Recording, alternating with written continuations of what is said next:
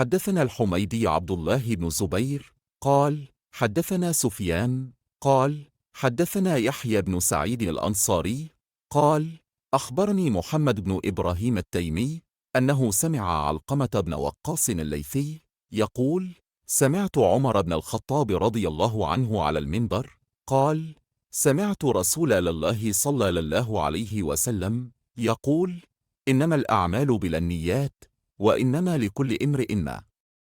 نوى، فمن كانت هجرته إلى دنيا يصيبها أو إلى امرأة ينكحها فهجرته إلى ما هاجر إليه. I heard Allah's messenger saying,